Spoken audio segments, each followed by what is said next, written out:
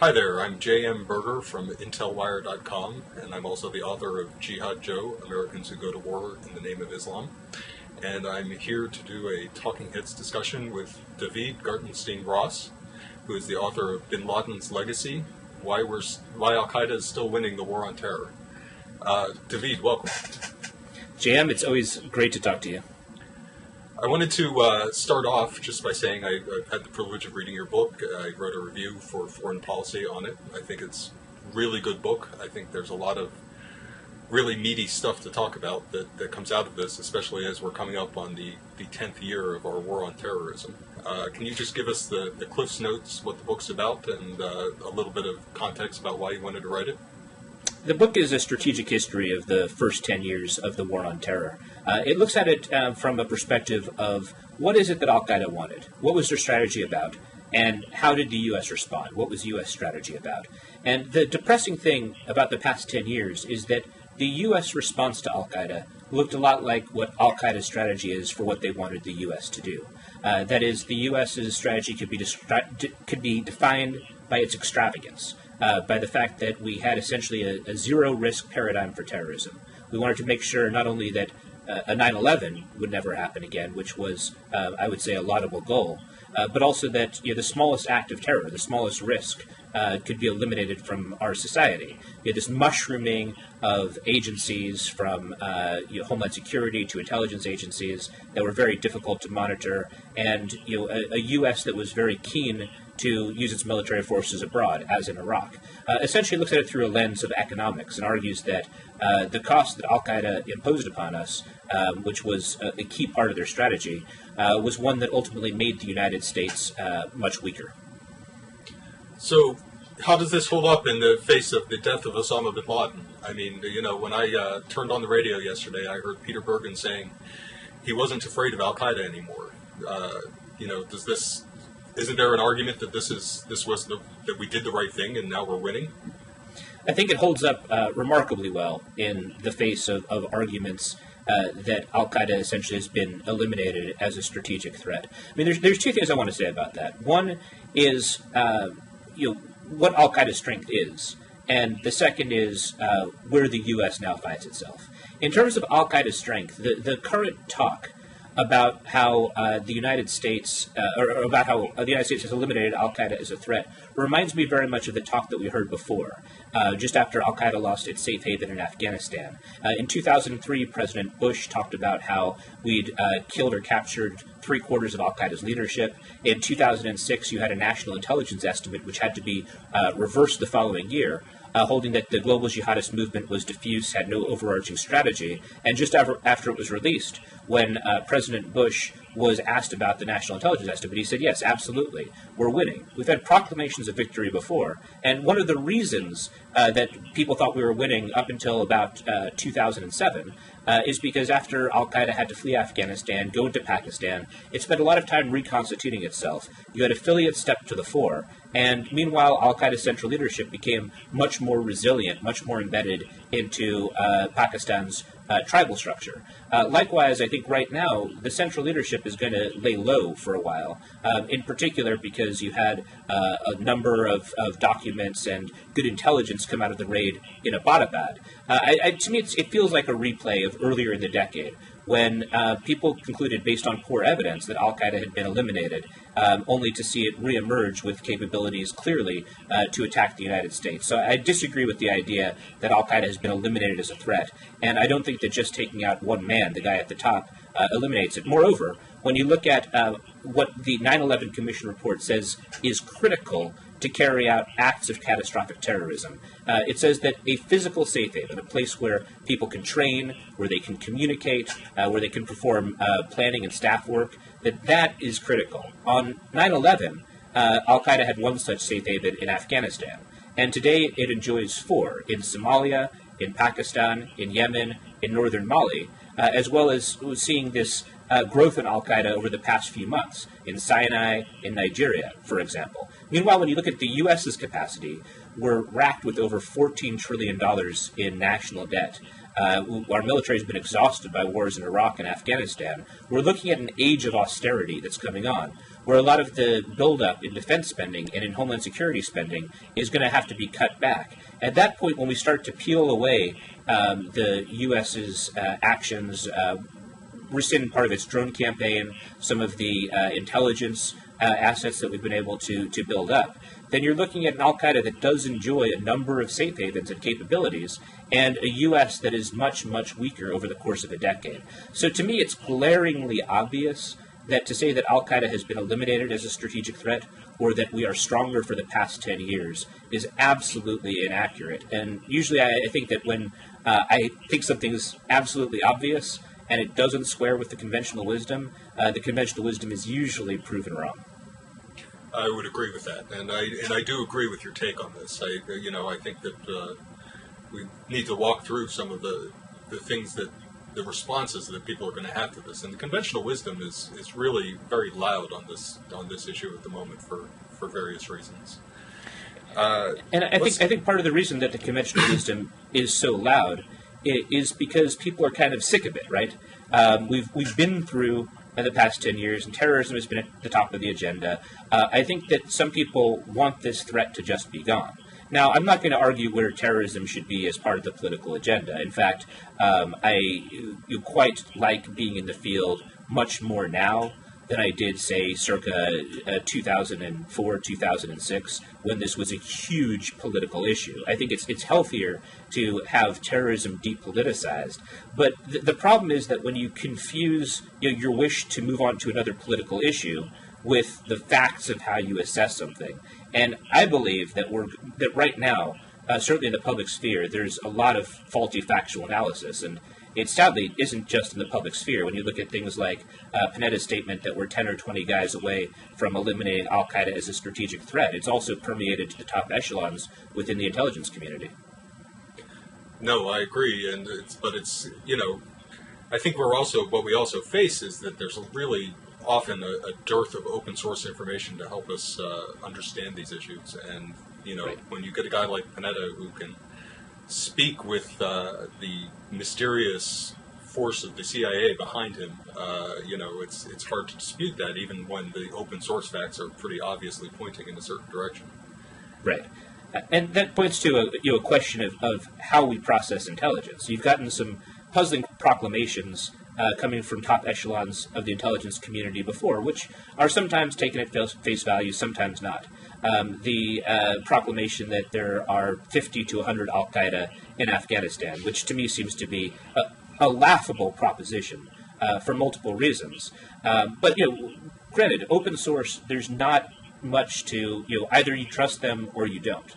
And you can take data points from various places. I mean, one kind of amusing thing that I've seen some analysts do is to kind of do a countdown of 50 or 100 al-Qaeda. Each time al-Qaeda members are killed in Afghanistan, they count it up. And clearly the number is, there's some problems with that number. But it gets to a question of how we assess intelligence. And I think that when records become declassified, it's my guess that we will see that both of these assessments probably shouldn't have been believed in the first place.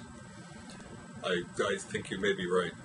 Let's talk a little bit about capabilities, because certainly the numerical question in Afghanistan goes to this, but even beyond that, yes, Al-Qaeda is spread to a lot of different locations now. It has safe havens and kind of recruitment opportunities in places that it did not before 9/11. But at the same time, the kinds of attacks that they seem to be capable of pulling off seem to be much less ambitious and much less spectacular. Isn't Al-Qaeda that can't perform a 9/11 less dangerous, even if it's in more places? Most definitely. I mean, there's no question about that. But I think there's two things to relate here.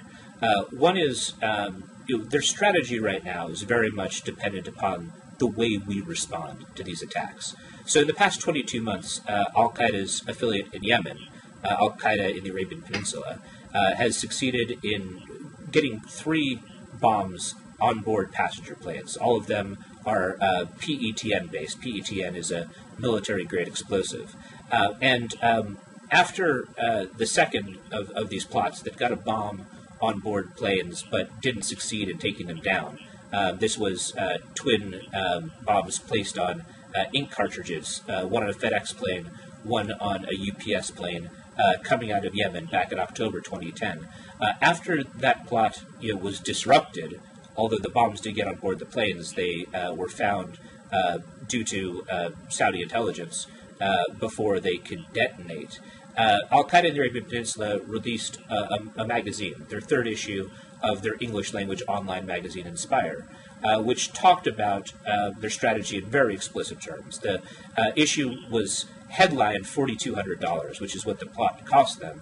And their point is that it cost them $4,200, but this attack, which got bombs on board the global freight industry, global air freight, presents their enemies with the dilemma that either the U.S. and other countries can try to screen every single package at enormous cost, or else they leave this as an open vulnerability for Al-Qaeda and other terrorist groups to exploit.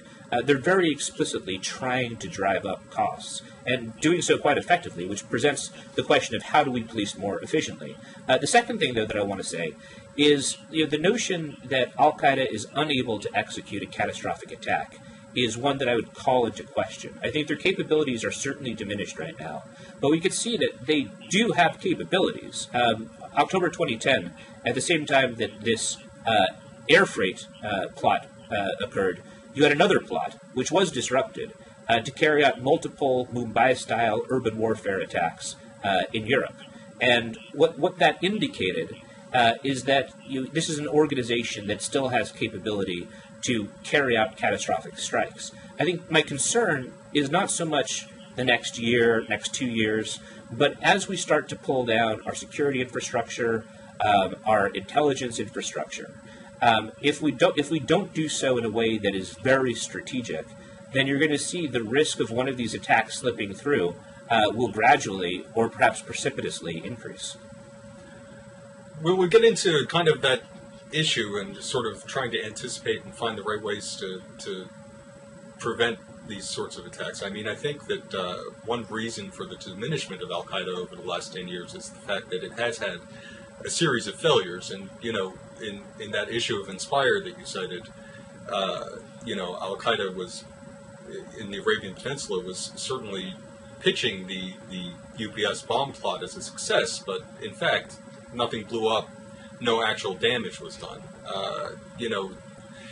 When we look at this happening over the years, and we've seen many more failed plots than we've seen successful plots, and the plots that have succeeded have been very small in nature.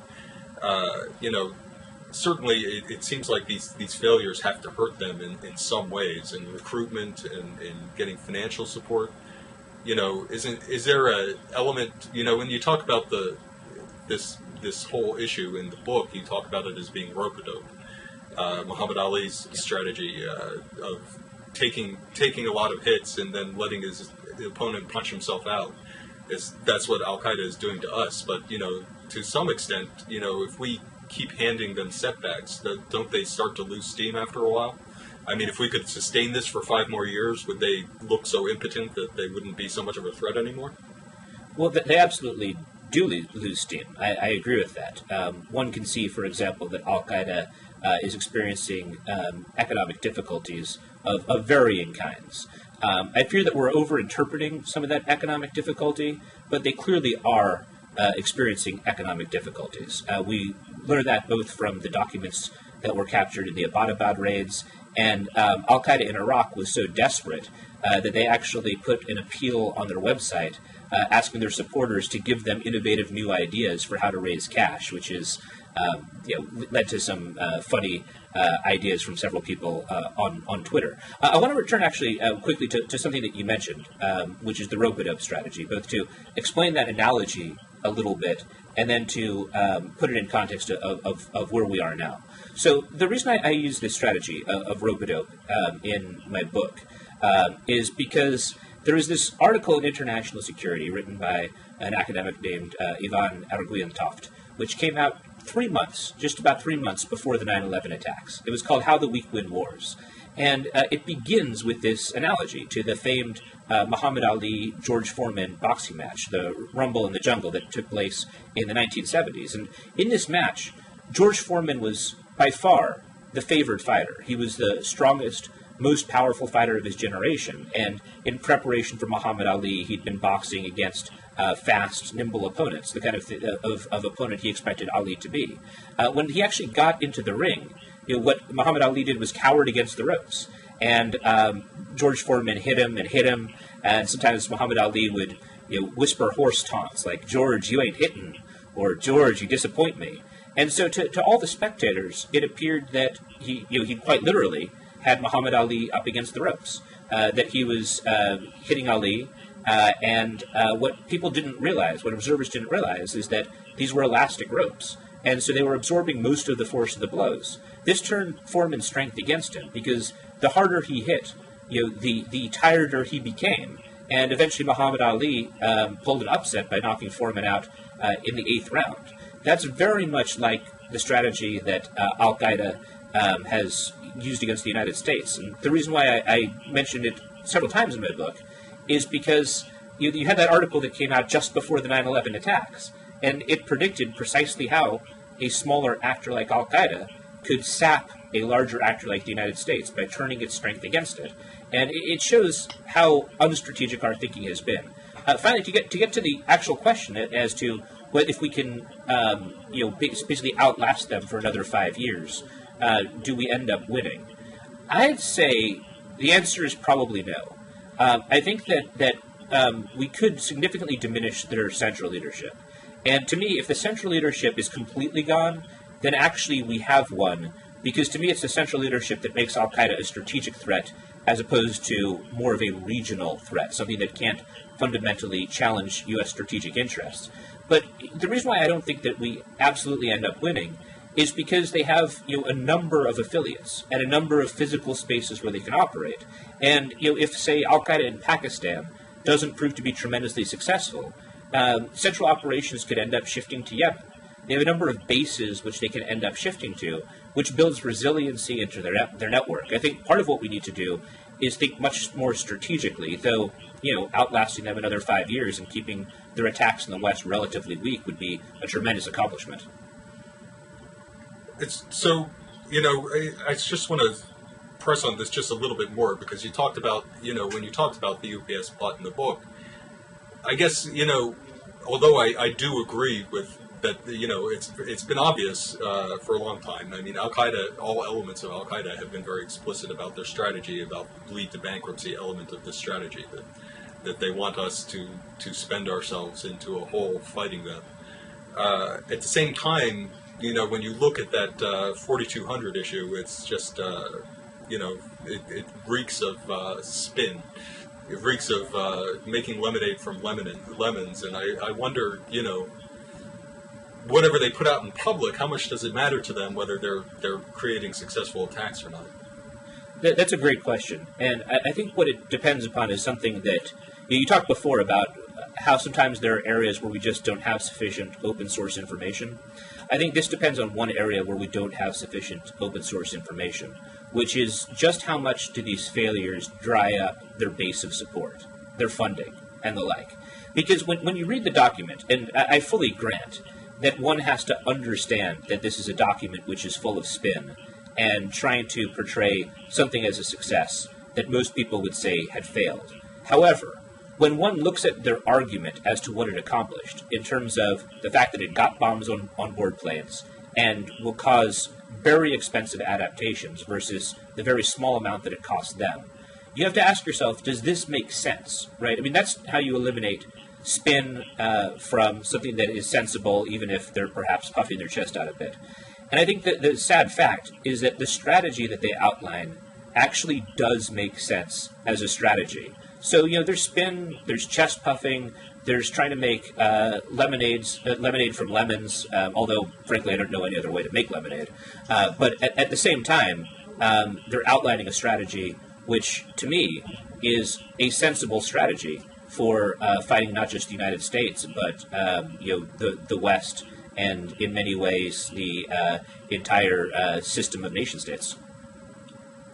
Let me ask you, this is, kind of an abstract question that sort of crossed my mind a couple of times in the last days, and maybe it's getting too out on a limb here, but I've been sort of looking at some of the propaganda and ideological pieces that Al Qaeda puts out and its justifications for its actions, and it seems to me that there's a lot of it really is predicated on weakness, on the concept that these guys are weak and therefore it justifies virtually anything they choose to do, and and I think the strategy that that you're describing here, which again, I mean, explicitly laid out by Al Qaeda's leadership on numerous occasions, is a strategy of weakness.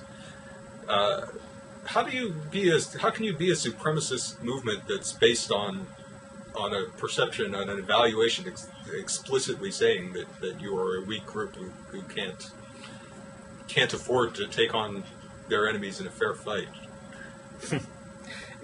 It's an interesting question, and you as someone who spends a lot of time looking at jihadi propaganda know that jihadi propaganda is very psychologically complex, and I would say very psychologically twisted. In that it's something where you have basically there are a lot of pretzels of logic, so twisted up, where they justify their actions based upon the fact that they're weak and their enemy is strong. Condemn their enemy for things that seem to be their goals.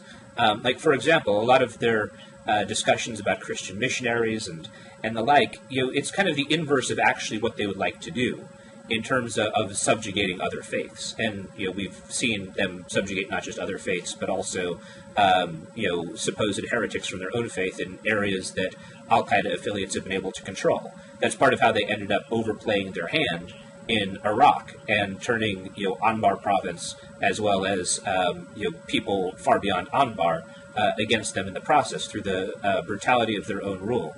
So, yeah, it is psychologically complex. I think that one thing that they certainly feed off of is the idea of being shamed, being dishonored, being humiliated, and it's something that does appeal to people beyond just those who are hardened ideologues. When one looks at the nation-state system, which is a system that life is unfair, and the system of nation-states that we have, and power imbalance between that had existed between the West and the Muslim world. Although the Muslim world, in particular, due to the placement of oil, is certainly making up ground. One can understand how people look at portions of this, and it can resonate even with those who aren't hardened ideologues. But I think that you're hitting on something, which is that there are contradictions embedded within this movement. One that seeks, which basically is an imperialist movement. One that seeks this expansive version of Islam, the recreation of a caliphate, a superstate that could ultimately challenge and defeat and subjugate the West. While at the same time, all the rhetoric emphasizes just how weak we are, just how weak they are. That is a flat-out contradiction. Well, there's contradictions are not necessarily restricted to jihadism. I mean, it's one of the issues, I think, when we talk about counter-programming against jihadists in particular. I talk to people sometimes who are very interested in sort of highlighting the contradictions and using them as leverage. And contradictions run through, I think, many kinds of religious belief. I'm not sure if that's a saleable point or not. And he thought, for instance, Rick Perry might not know how old the Earth is, according to some of his recent comments in the media, but he's pretty confident that the GPS on his phone, which is based on the same principles as determining the age of the Earth, will get him from point A to point B. Is this a fruitful area that can we work with the contradictions, or is it just something that holding those opposing thoughts in your mind is something that happens in certain kinds of religious belief? Well, for this particular contribution that you put your finger on, it seems to be one that we can't really effectively exploit, because it's a strange cycle. I mean, all the viewers heard me. It took me a little while to even explain this kind of complex contradiction.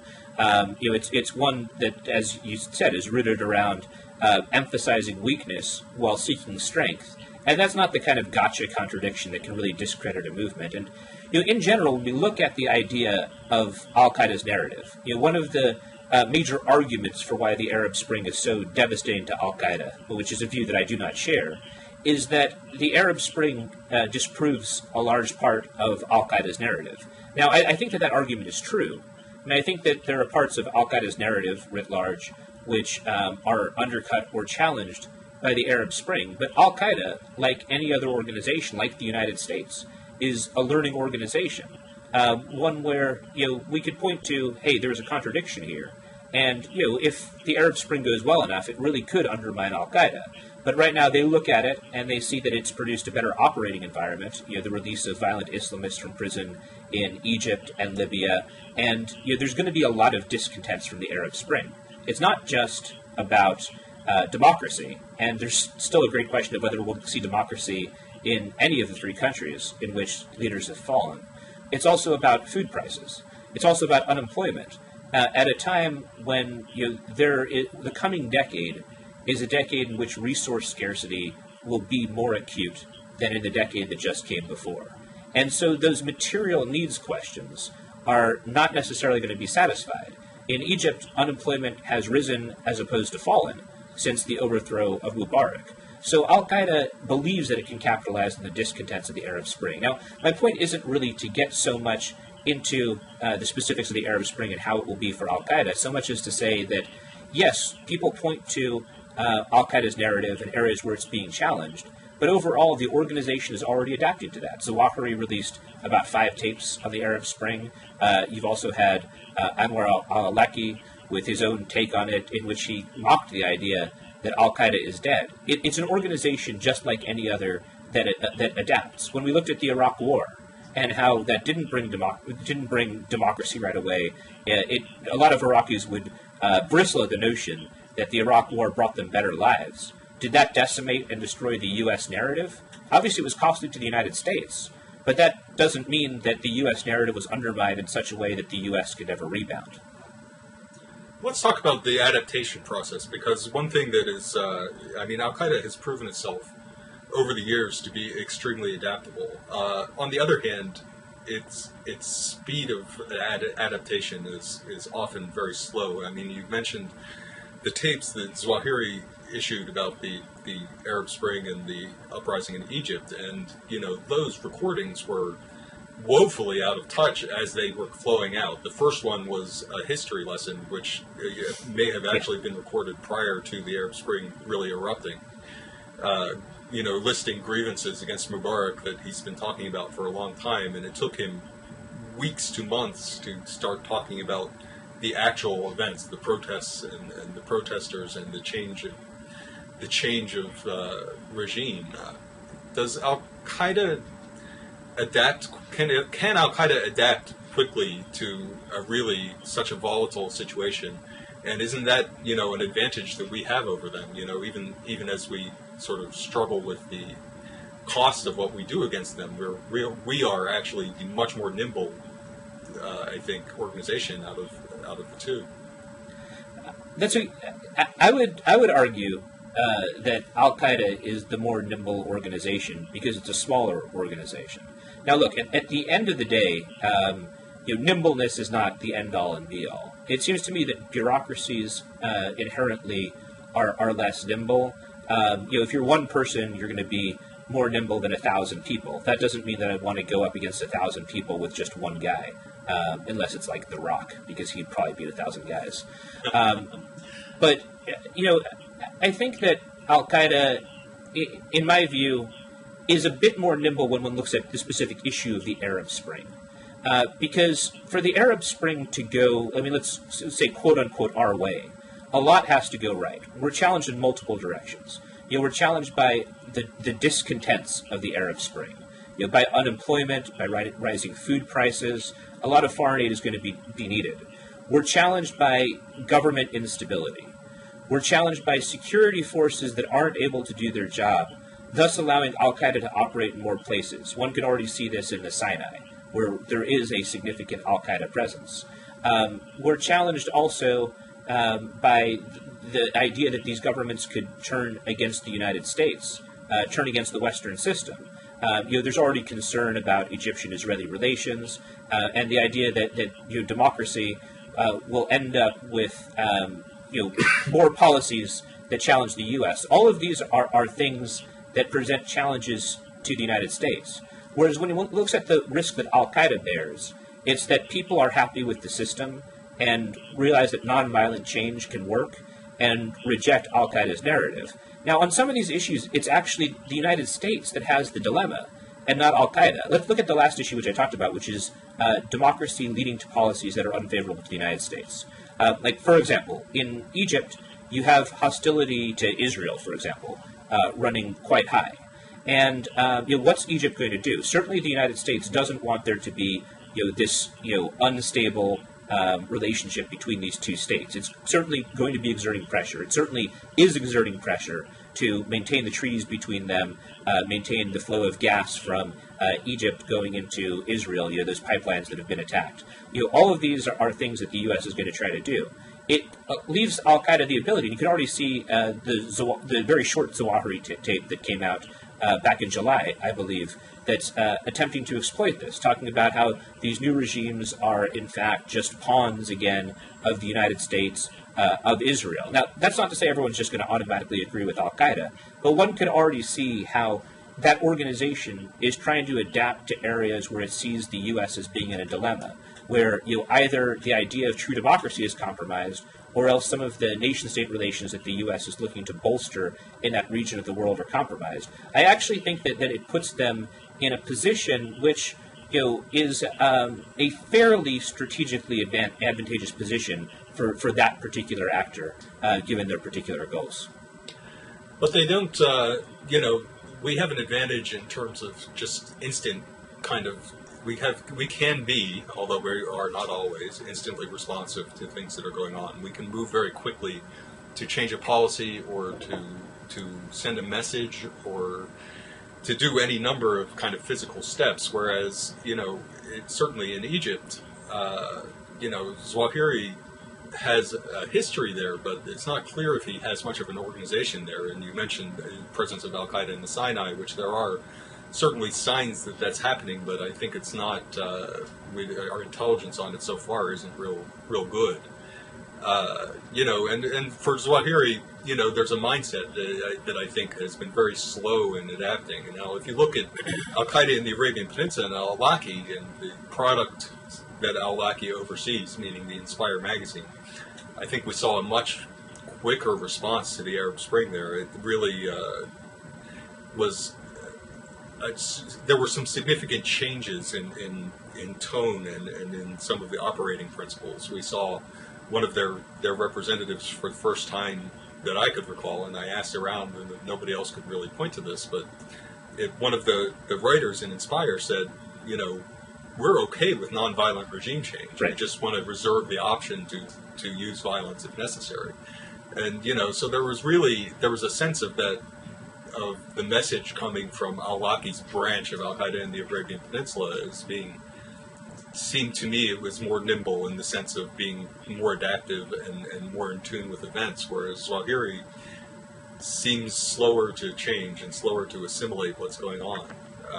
And in the same way, I think that we, even though the U.S. administration hasn't always been on top of this in the way that they should, there's still light years ahead of what Zawahiri is capable of adapting to. I guess all this sort of boils down to a question of, how much does speed matter to Al-Qaeda as an organization? How much does responsiveness, being able to act in a time frame, being able to give the perception of being involved in events or being able to strike on a particular date, how much is that important to them? Are they keeping up with an increasingly wired and fast-moving kind of population in the Middle East that they seek to win support from? Well, to get back to your distinction between al-Awlaki and Zawahiri, I agree with you, and I actually think that I'd suggest that perhaps one factor that's at play here is relative operational ease.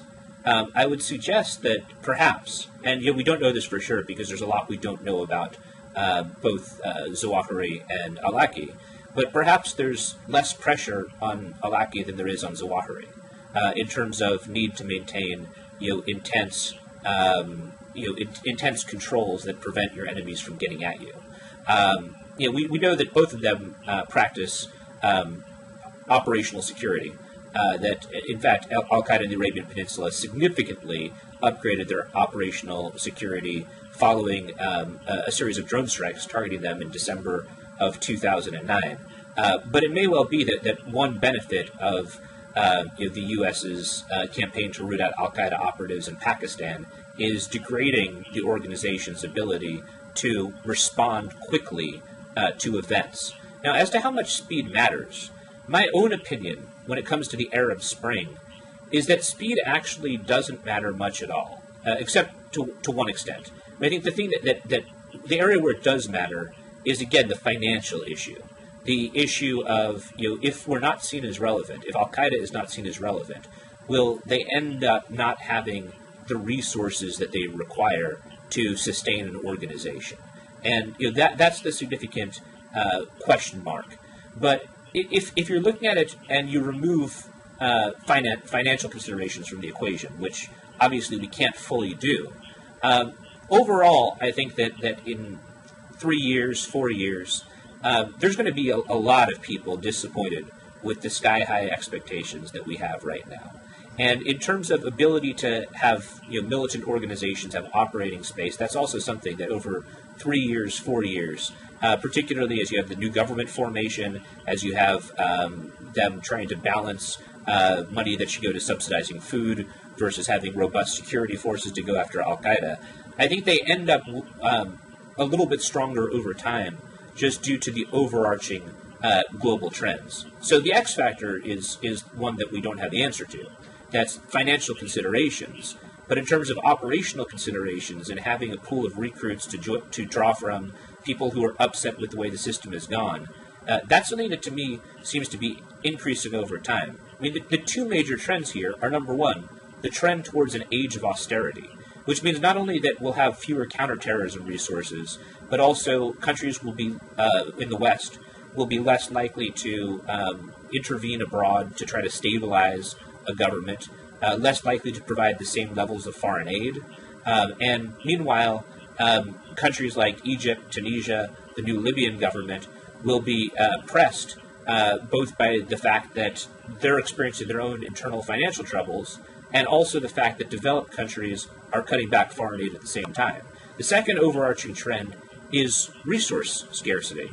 If you look at Pakistan, in addition to things that are obvious in the country, one of the trends that people don't talk about that much, but is having an enormous impact, is resource shortages. As of 2006, Pakistan was embroiled in the worst energy crisis in the history of the country, as it becomes more and more dependent upon imported sources of energy, and thus very subject to the wild fluctuations of the world market.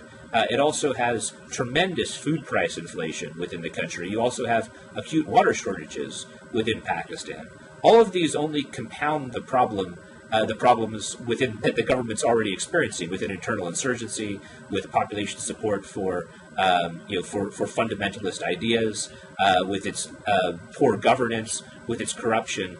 These problems feed off of each other. But to me, I think the next decade that we're going to see is going to be a decade of fragility for the international system because of those overarching trends, because of austerity, because of resource scarcity, and also because of something that we saw at play in the Arab Spring, which is advances in technology that end up empowering people at the expense of the state, which may well be a great thing, but at the same time, technology can be used for good or for ill. The same kinds of organizing technology that we saw at play in the Arab Spring and nonviolent protests in Egypt, in Tunisia, were also used for violent protests against a democratic power in Britain, in London, and the like.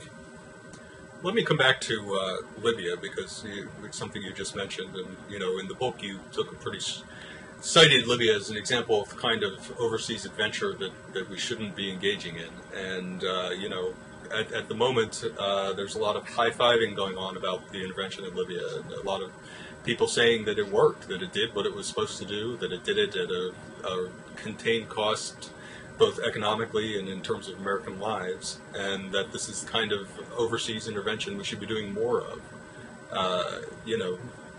What do you think now that, at the time that you wrote the book, the outcome in Libya was not clear, and to some extent it's still not clear.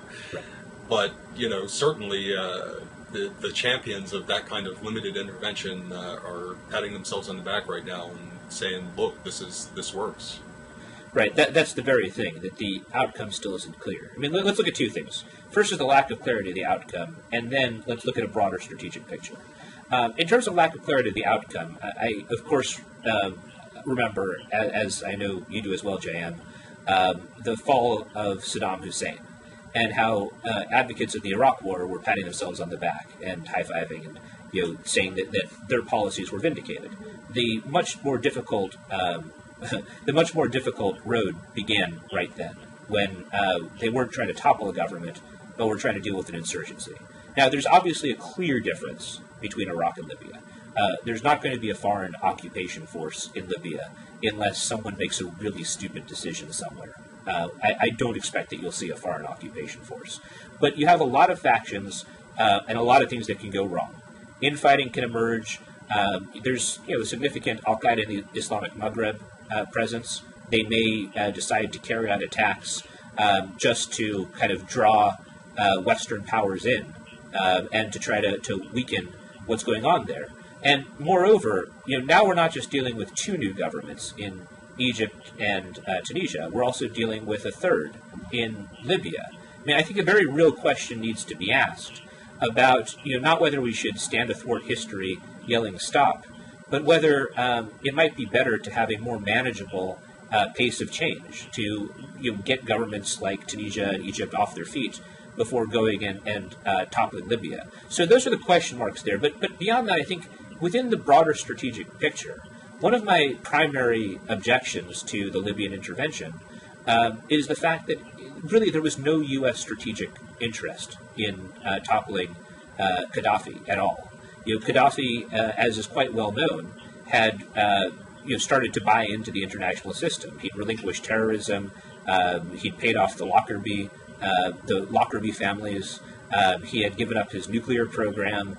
I did not see Gaddafi as a threat at all.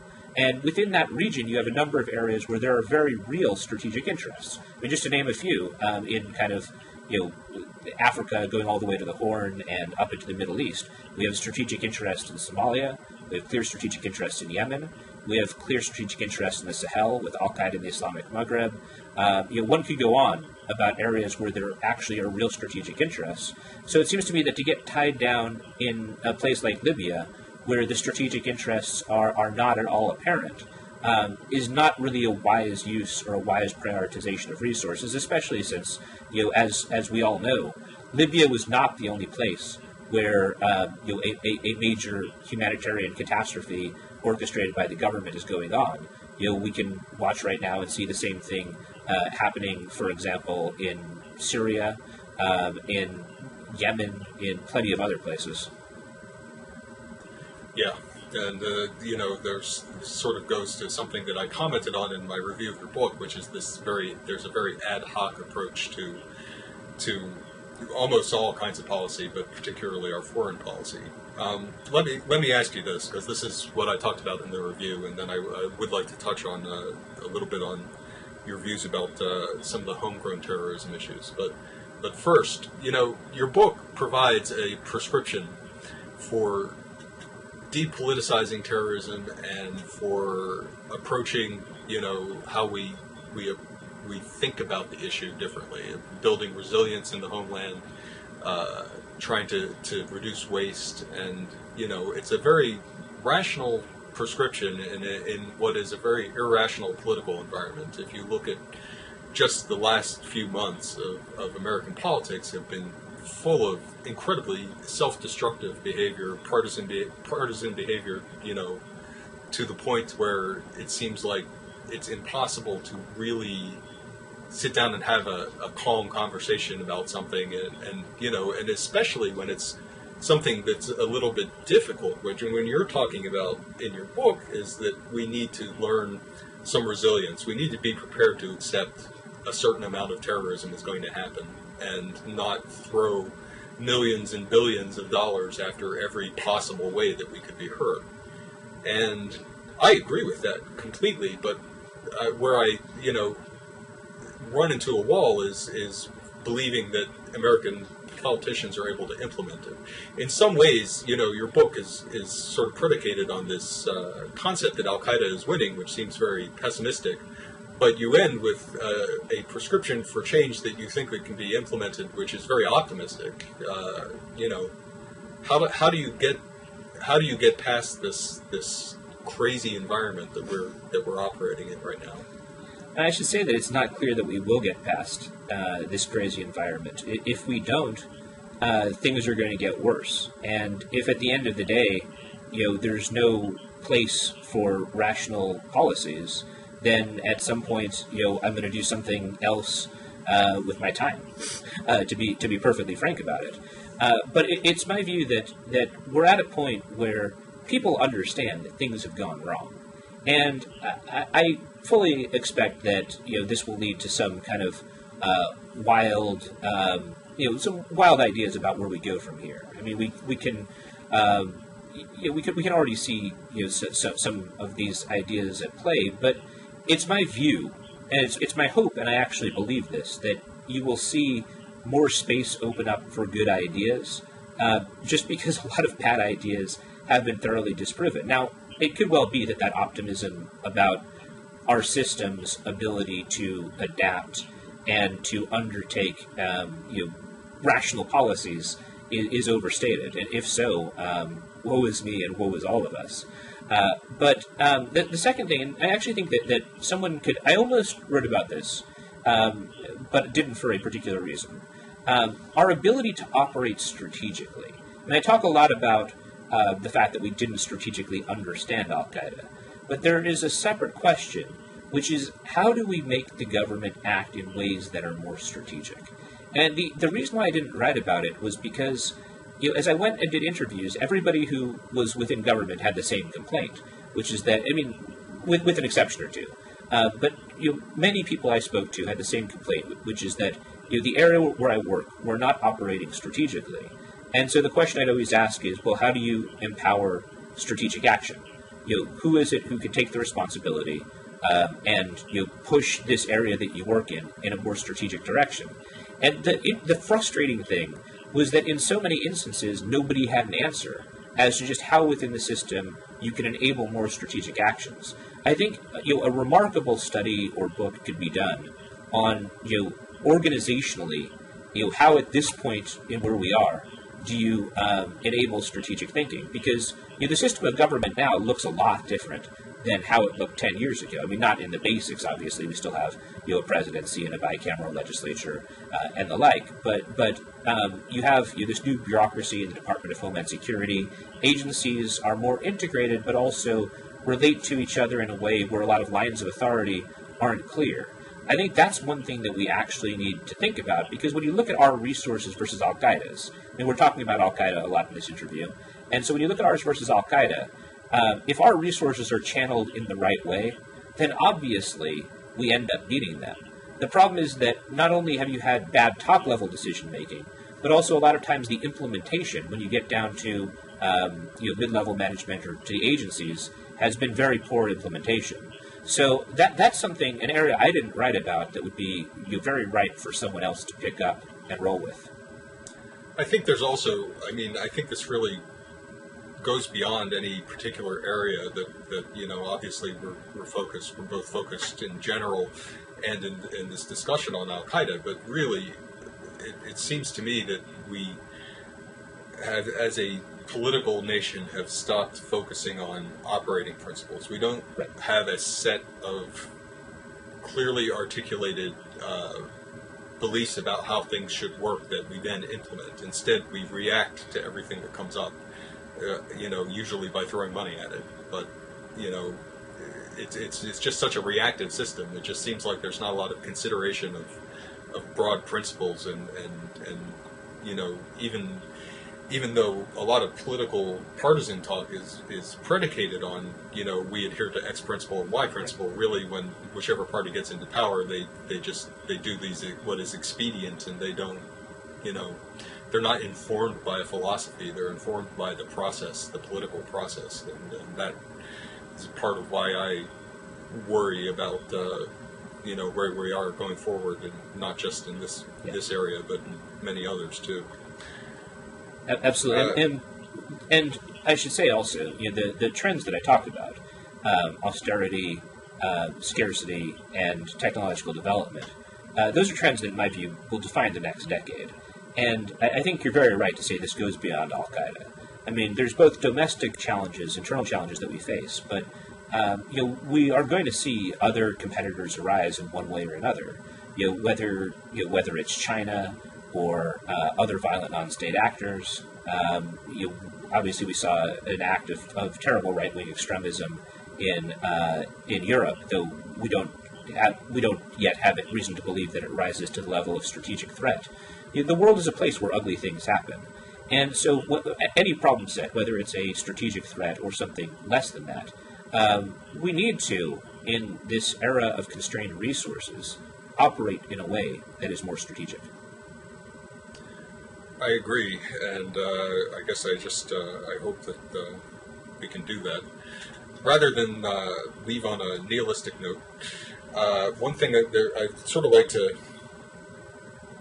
bring up is just as we sort of wind down here. You didn't talk much in your book about the FBI and sort of the complexion of the homegrown terrorism threat. And this is obviously an area where I'm particularly interested.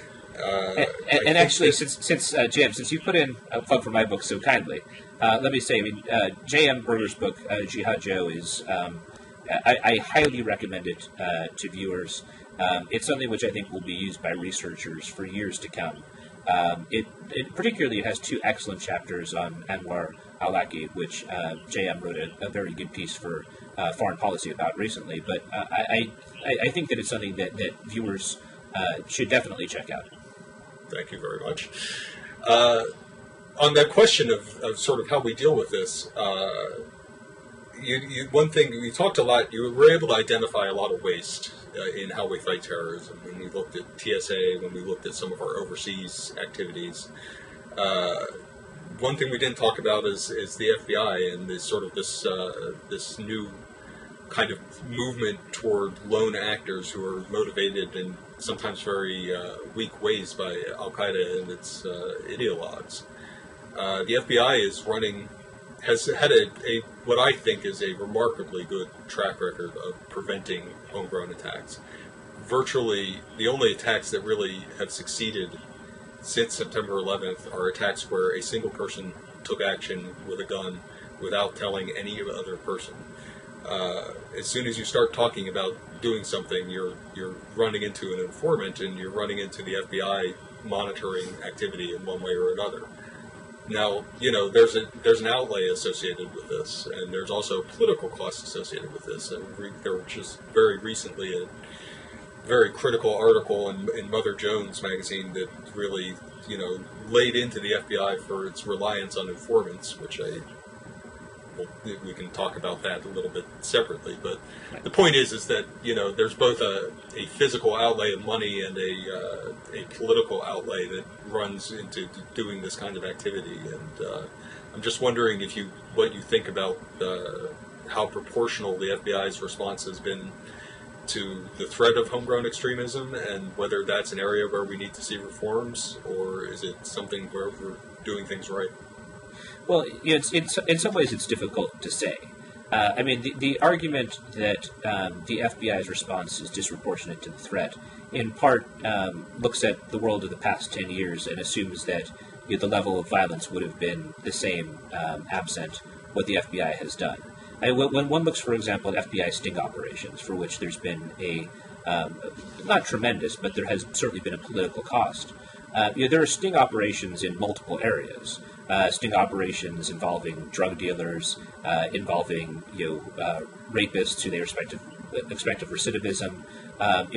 Sting operations happen, but there's kind of a unique set of political attacks upon them in the field of terrorism that I generally don't see being made in other areas. The thing that I'm concerned with respect to the FBI in particular is the idea that now, since there hasn't been a major attack in 10 years, we start significantly scaling back on its investigatory ability. I mean, there have been some proposals for that. One that I mentioned in my book, and I actually served on a panel discussing it, was a report that came out of NYU's Brennan Center for Justice, which argues that there should be significant constraints put on the FBI's ability to launch an investigation.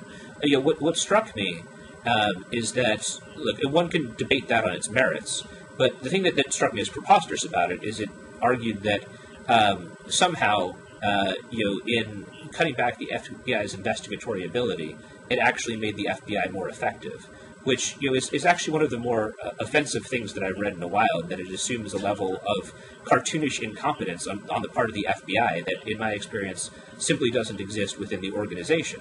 But, we're talking about an era of austerity, and we're talking about how we need to do more with less in order to maintain similar levels of security going forward. And so having this additional push to significantly curtail ability to launch domestic investigations strikes me as something that, if it's followed through on, we may well end up significantly regretting at some point. But to some extent, though, you're talking about this from, sort of a civil liberties and process viewpoint, and I guess I'm wondering about the resource allocation, because running these informants, running the number of informants, running the number of undercovers, monitoring the websites day and night, I mean, there's a large investment, financial investment in what's going on in this area as well. And I guess the question that I have is twofold, because first off is, are we spending our money more wisely in the FBI context than we are in other parts of government?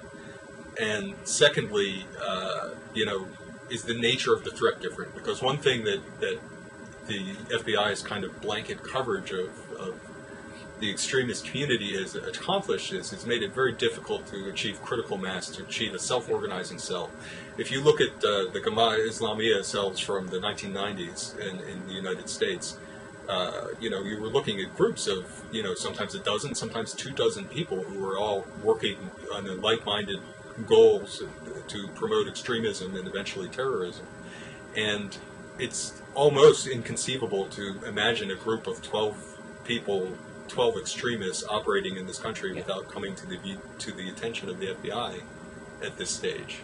So, I mean, in addition to just sort of the question of waste, there's also a question of whether this is an area where, our expenditures really do pay off, or is it, going to be unintended consequences that, in terms of alienating Muslims and creating, the feeling of a police state that really do us more harm than good in the long run. Right. I mean, look, I would say one overarching thing, which is the fact that we haven't had another major attack against the United States in the past decade is an undeniable success. For all of my criticism about the overarching strategy that we have, the fact that you haven't had anything larger scale here in America than the Fort Hood attack carried out by Nidal Hassan, that actually says that we're doing something right. And I think that what we're doing right is often at a tactical level. With respect to the FBI, I mean, my impression, as I think this is yours from the question that you asked, my impression is that our money is being spent better there than in other areas. Now, to some extent, there's aspects of this that neither you nor I nor any of our viewers, unless they're in the FBI, get to see, which is, the amount of resources being devoted internally to the kind of things that you mentioned, from informants to people monitoring websites and the like. But I mean, I can't put numbers on it, but from my conversations with sources, it's pretty extensive. So I mean, what we're not seeing under the surface, there's really seems to be a tremendous amount of activity, a tremendous number of cases being monitored that never come to trial or end up in an active plot. So right, no, and I'm aware of that as well. I mean, I've had I think probably similar conversations to the ones that you have, but the thing that it's always hard to assess something like that, to say, do we have too many informants, do too many people monitoring websites, because what I don't have access to, which is the really granular data, is what is it that they're seeing, right? Like if you had someone who was monitoring websites and they spend 330 350 days out of the year seeing nothing interesting. And there's only a little bit of data that comes up being interesting. And I am pretty sure that's not the case for any of the people who have monitoring websites. But if something like that is the case, then obviously one could say, well, maybe this is the kind of thing where it could be done, more efficiently. But those tend to be things at the margin in terms of resources being expended, from what I can tell. I mean, it's possible that I'm wrong. The point I'm making is that I lack some data that's needed to really assess this. But I think the overarching point is that you're right, that when one looks at the kind of plots, like the plot that resulted in the bombing of the World Trade Center in 1993, and the amount of people who were involved in that, it's very hard to imagine something like that going on right now, given the kind of policing efforts that have been undertaken. And to me, that's there's something positive to that. The residuals, things like could this create resentment? Those are all things that need to be asked.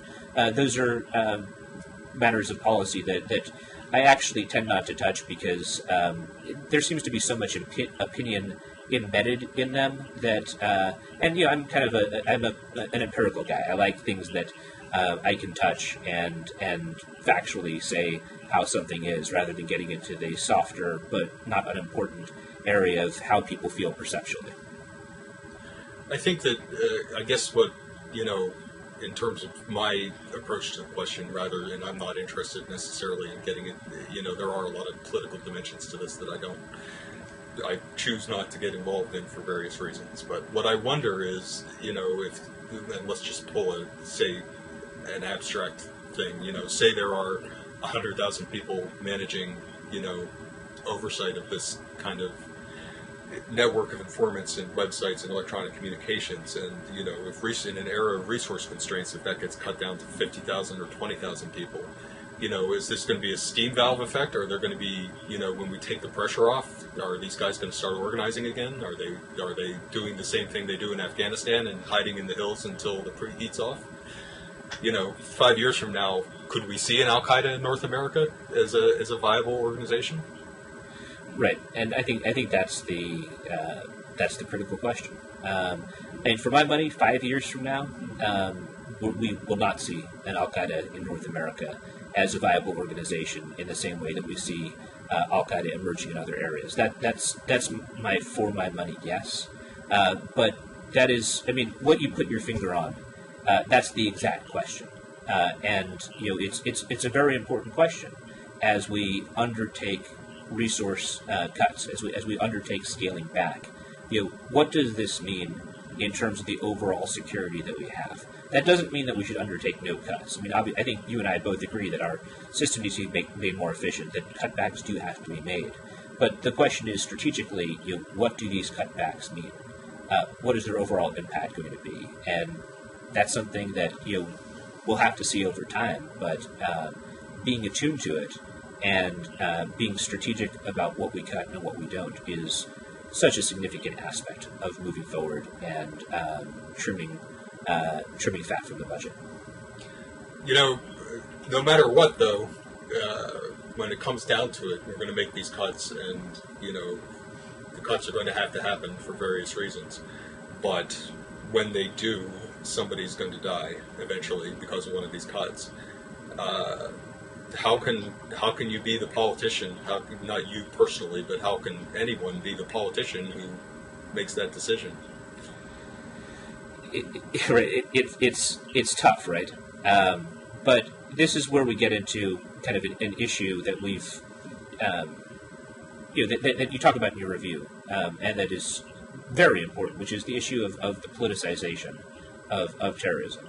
I think that at the end of the day, we need to do what is right in terms of resources. Now, if politicians end up scaling back far too much, and that results in a mass casualty attack or something that was foreseeable, then they will justifiably have a political hot potato on their hands. But we have to be aware that driving up our costs is something that's very much within the enemy's strategy. That overall we can't sustain these same levels. Now, if we see a small attack get through the cracks, that very well could happen. In the future, one of the aspects of operating in an era of austerity is that people will die. Americans will die, and often there will not be something that the United States can do about it, and that's not a happy thing. But I think that's the reality of where we are, and if we end up kind of erratically flexing our muscles, something goes bad, suddenly the U.S. is enraged and overreacts, swings in one direction. That's something that ultimately will be far worse for the country. So, in addition to kind of the responsibility and pain that comes with making decisions that may cost lives, we also need to bear in mind that responsibly allocating resources, responsibly managing the budget, is a critically important thing that our policymakers need to do. And overall, we might not have the overarching levels of security that we would like, but it very well could be, and in my view, if we make the right cuts, would be better for the country to get us on a more sustainable path in this sector, just as other sectors need to be sustainably managed. Let me, we're getting to our time here, so let me sort of wrap up. I want to ask a question that, is something that I struggle with, and I think that often, I've been attacked for even raising the question, so, it's very difficult coming to terms with it. But if you so we're ending on the most controversial question? Is that what you're saying? Yeah, we've got to go out with a bang, right? If you look at the number of deaths, even counting 9/11, and you look at the number of deaths from terrorism over 20 or 30 years in this country, and you compare it to virtually any other cause of death in this country, whether it's cancer, whether it's car accidents, whether it's hurricanes, terrorism, even allowing for a occasional mass casualty attack once a decade, whether it's the Oklahoma City bombing or 9/11, it kills a lot fewer people than a lot of things that we spend a lot less time on. And,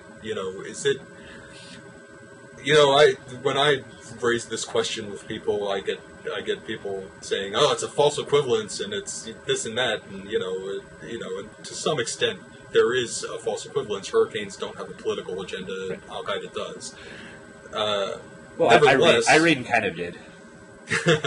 DC. Nevertheless, American lives are American lives, and if we put $1 billion into stopping drunk driving, would we save more lives than we do putting $1 billion into counterterrorism? And is that a fair comparison to make? Is that something we should be thinking about?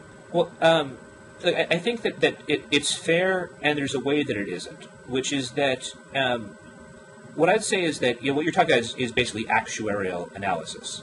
Actuarial analysis as to if we put X number of dollars towards preventing drunk driving or into cancer treatment or prevention, how many lives will be saved versus the counterterrorism budget. The area where and I've thought about this a lot, and I think that there's a problem that actuarial analysis actually breaks down in the context of terrorism because it's not linear, unlike money put into prevention of a certain disease, where you have a pretty good idea that if you spend X amount of money, that you'll save X amount of lives. I mean, it's not an exact science, but you have a rough idea. The problem in the field of terrorism is, you miss a plot, and, maybe only one person dies, like in Little Rock, Arkansas, or, maybe 3,000 people die, like on 9/11, or maybe, a couple hundred die, or over 50 die. It's hard to predict what the numbers will be relative to a missed plot versus other areas where you have a better idea of what a dollar spent means. Yeah. There's also, there's the catastrophic issue, which, as much as the threat of Al-Qaeda obtaining a nuclear or biological weapon is often exaggerated, it does exist. It's a non-zero possibility. And the detonation of a nuclear bomb in a major U.S. city would have catastrophic effects on this country in a way that cancer is not likely to surprisingly have catastrophic effect on us. Right. And so, we're constantly hedging against all those bets, but I guess, I don't know, if you don't do it actuarially, how do you approach it? how do you make the decisions? I mean, when we're talking about an era of resource constraint, then this is the kind of question that naturally comes up, and Yeah, it's a tough one. no, I fully agree with that. My only point is that I think the straight actuarial analysis actually is problematic in the terrorism context, but that doesn't mean that we should just approximate the risk to be infinity, obviously, because someone if someone is killed in a terrorist attack, that's absolutely a tragic thing. But one person who's killed by a terrorist is no less tragic than one person killed in gang violence, or one person killed in a car wreck, or one person killed in a hurricane, or one person who dies of cancer. And if we end up over-allocating resources to preventing terrorism, that obviously leaves less money in all those other categories where people also die. But is it about, from the point of view of an average citizen, and from the point of view of a political person? I mean, why does terrorism feel so different? Is it because there are clear villains, and kind of a storyline like pro wrestling that we can follow? I think it deals with the intention of terrorists. And I mean, look, terrorists have a very ugly ideology. What they stand for, what they do in the world, it's not a good thing. I mean, the emotional response, I think, is justified, but at the same time, it shouldn't make us act irrationally. Ultimately, any problem has to be dealt with a clear head. If we allow our thinking to become muddled by our emotions, then we can end up acting in ways that undermine our own interests, undermine what we're trying to achieve. And that, to some extent, is what I think has happened in the context of terrorism over the past decade.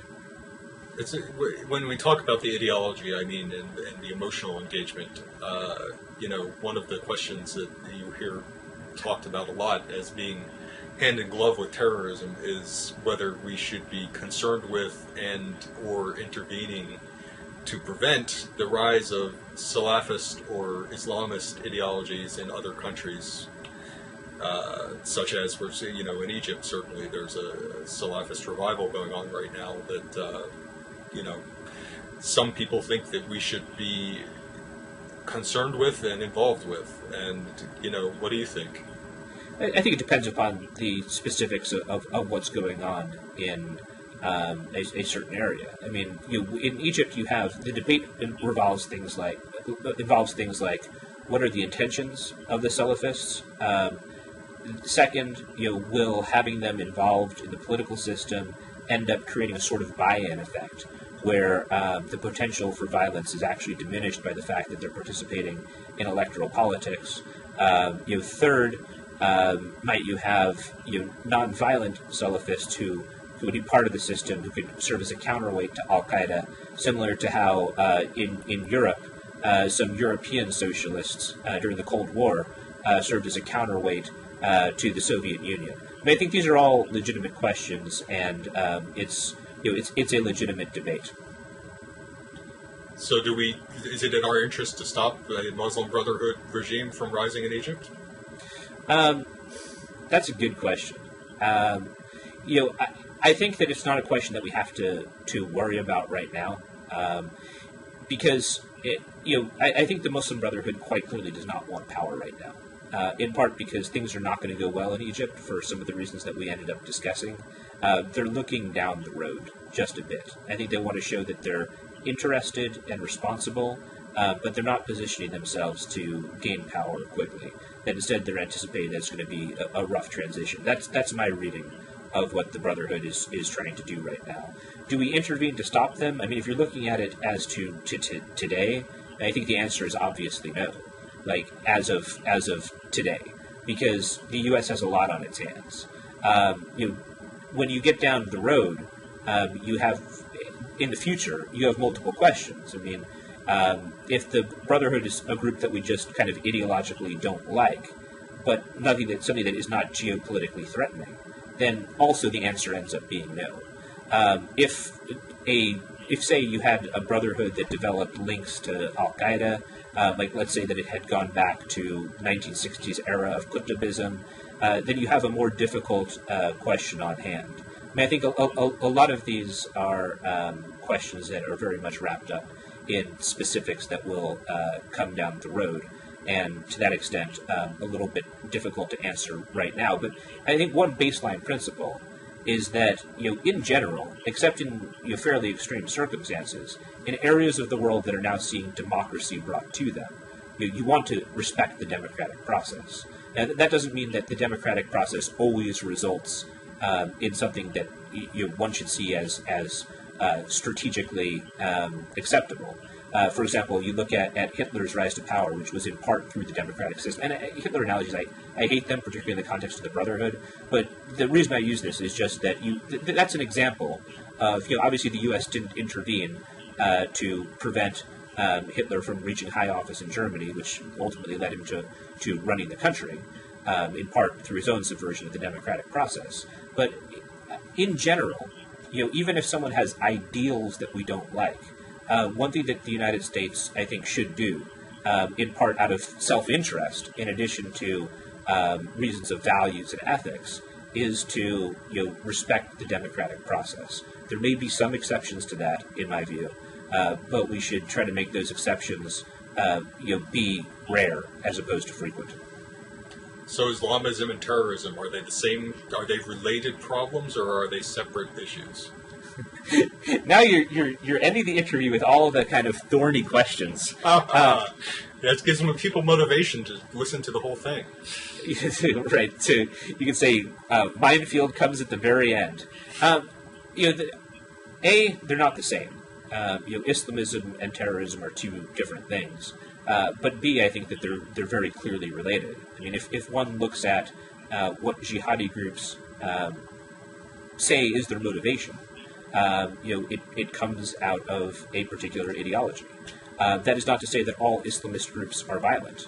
We can see examples of Islamist groups that have not embraced violence. Let's say the AKP in Turkey is one Islamist group that has not embraced violence. But one can also see for jihadi groups the way that their Islamist philosophy and violent means employed are intertwined. So, yes and no, right? Yeah. Any other controversial questions? I could play off of this for a while, but I don't want to get either of us thrown off the blogosphere. So might be too late for that. And also, we've been going for quite a while now, so I think we should probably say goodbye. I'm J.M. Berger, and I'm the author of Jihad Joe: Americans Who Go to War in the Name of Islam. Please buy it. And I've been speaking with David Gartenstein-Ross, and JM, it was a pleasure joining you. Thanks everyone for tuning in, and hope to see you again. Thank you very much. Goodbye.